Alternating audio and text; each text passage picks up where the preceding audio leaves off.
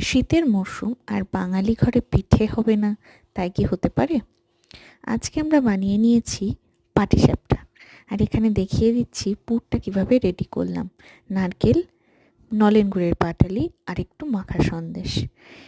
পুরটা রেডি হয়ে গেছে। এটা বানিয়ে তোমরা ফ্রিজে রেখে দিতে পারো, যেসব পুর ভরা পিঠেগুলো হয় তাতে ব্যবহার করতে পারবে।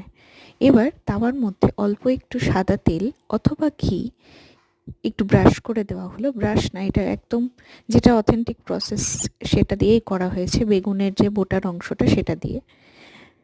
এবার গোলাটা দিয়ে দেওয়া হলো, আর গোলাটাকে এইভাবে টেনে গোল করে দিতে হবে, যতটা সম্ভব পাতলা করে দিতে হবে।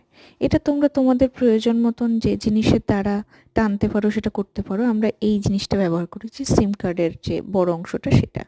আর তারপর হয়ে গেলে মাঝে পুর দিয়ে এটাকে মুড়ে নিলেই পাটিসাপটা রেডি। গোলাটা তৈরি করার জন্য চাল গুঁড়ো, একটু সুজি, ময়দা এগুলো ব্যবহার করেছি। তবে পরিমাণটা ঠিক কতটা ব্যবহার করেছি সেটা আমি ভিডিওতে দেখাতে ভুলে গেছি। যদি তোমরা জানতে চাও তাহলে কমেন্টে এসে জিজ্ঞাসা করো, অবশ্যই আমি পরিমাণটা জানিয়ে দেব। আর যদি নেক্সট টাইম করি তাহলে সেটা অবশ্যই ভিডিওতে অ্যাড করব। Thank you for watching.